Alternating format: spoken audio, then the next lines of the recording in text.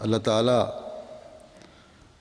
کافروں کے اس مطالبے پر جنہوں نے آپ سے کیا کہ ہمارے سامنے آپ آسمان پر چڑھیں اور کتاب لے کر آئیں جسے ہم پڑھیں، تو اللہ تعالیٰ نے فرمایا قل سبحان ربی هل کنت الا بشر رسولا، ان کو کہہ دے کہ میرا رب ان باتوں سے پاک ہے، میں تو صرف ایک بشر رسول ہوں۔ بس آپ کا مقام گو سب انسانوں سے بڑھ کر ہے کیونکہ آپ انسان کامل ہیں۔ لیکن جہاں تک بشر رسول ہونے کا سوال ہے، آپ صلی اللہ علیہ وسلم سے بھی خدا تعالیٰ نے وہی سلوک فرمایا جو باقی رسولوں سے فرمایا، یعنی جہاں جس طرح باقی رسولوں سے ان کی قوموں نے مخالفت کی، آپ سے بھی کی، اور آپ کیونکہ تمام زمانوں اور تمام قوموں کے لیے ہیں، آپ کی مخالفت اس زمانے میں بھی کی گئی آپ کی زندگی میں، اور اب بھی کی جا رہی ہے اور کی جاتی رہے گی۔ باقی انبیاء کا بھی استہزاء ہوا تو آپ کا بھی استہزاء ہوا اور کیا جا رہا ہے، لیکن سعید فطرت لوگ پہلے بھی انبیاء کو مانتے رہے، آپ کو بھی آپ کے زمانے میں مانا، بلکہ سب سے زیادہ مانا، بلکہ آپ کی زندگی میں عرب سے باہر تک اسلام پھیل گیا، اور پھر ایک دنیا میں نے دیکھا صرف عرب میں پھیلا، اور عرب سے باہر قریب کے علاقوں میں پھیلا، اور پھر تمام دنیا میں پھیل گیا، اور آج تک پھیلتا چلا جا رہا ہے۔ اور ایک وقت آئے گا جب دنیا کی اکثریت اسلام اور حضرت صلی اللہ علیہ وسلم کے جھنڈے تلے ہوگی۔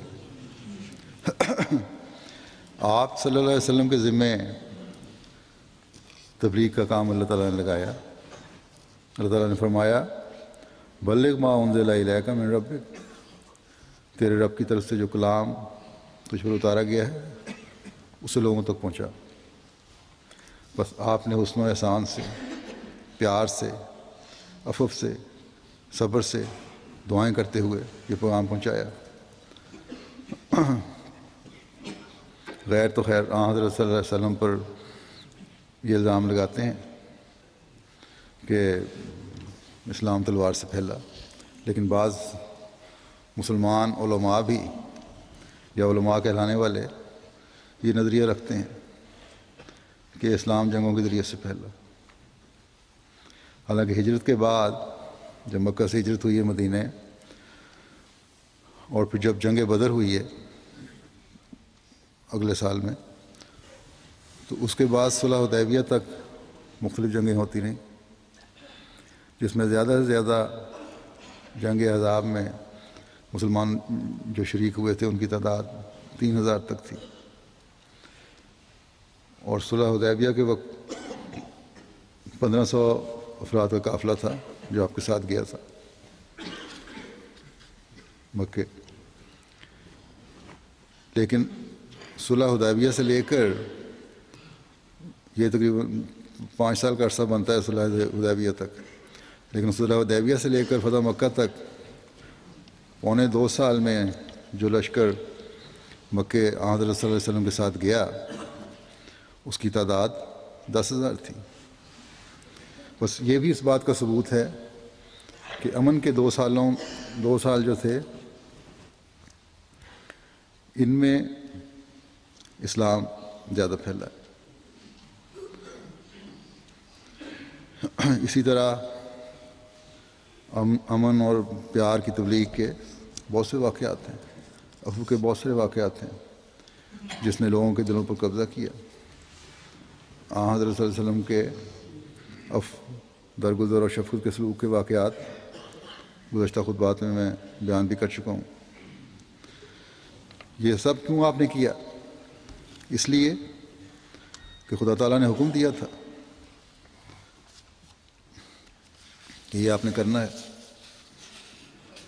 اللہ تعالیٰ نے بے شک یہ فرمایا کہ میرا یہ پیارا ترین ہے اور قریب ترین ہے، مگر جو انبیاء سے لوگوں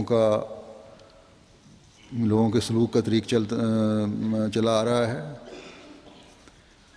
وہ اس سے بھی ہوگا۔ آپ کو فرمایا اے نبی تجھ سے بھی ہوگا، لیکن تو نے صبر، تحمل، برداشت، عفو، مستقل مزاجی سے یہ تبلیغ کا کام کرتے چلے جانا ہے، سوائے اس کے کہ کوئی جنگ ٹھوں سے حت الوسع سختی سے پرہیز کرنا ہے۔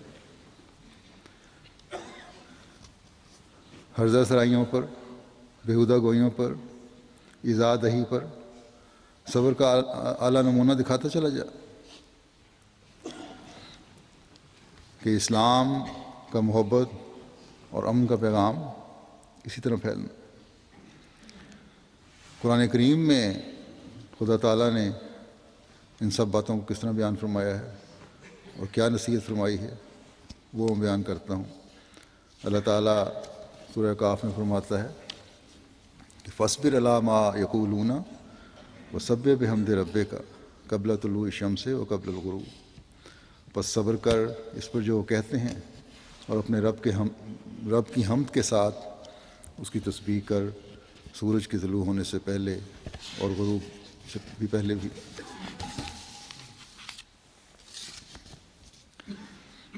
بس اللہ تعالیٰ نے آپ کو تسلی دلائی کہ یہ تان و تشنی جو دشمن کرتا ہے وہ تو ہونی ہے، آپ صبر کے ساتھ اسے برداشت کریں۔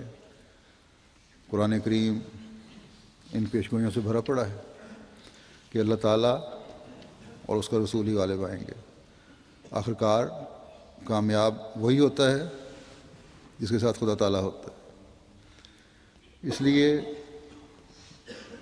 اللہ تعالیٰ نے فرمایا قرآن کریم کے ساتھ، اس تعلیم کے ساتھ نصیحت کرتا چلا جا،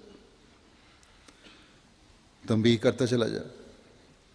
بس جو خدا تعالیٰ سے ڈرتا ہے وہ اس نصیحت اور تنبیہ سے ڈر کر اپنی دنیا و عاقبت سنوارنے والا بن جائے گا۔ پھر خدا تعالیٰ نے دشمن کی زبان درازیوں اور آن حضرت صلی اللہ علیہ وسلم کو کیا رویہ اختیار کرنے کے بارے میں فرمایا۔ اللہ تعالیٰ فرماتا ہے کہ فاصبر کما صبر اولو العزم من الرسل ولا تستعجل لهم كأنهم يوم يرون ما يوعدون لم يلبثوا إلا ساعة من نهار بلاغ فهل يهلك إلا القوم الفاسقون۔ بس صبر کر جیسے اولو العزم رسولوں نے صبر کیا، اور ان کے بارے میں جلد بازی سے کام نہ لے۔ جس دن وہ اسے دیکھیں گے جس سے انہیں ڈرایا جاتا ہے تو یوں لگے گا جیسے دن کی ایک گھڑی سے زیادہ وہ انتظار میں نہیں رہے۔ پیغام پہنچایا جا چکا ہے، بس کیا بد کرداروں کے سوا بھی کوئی قوم ہلاک کی جاتی ہے۔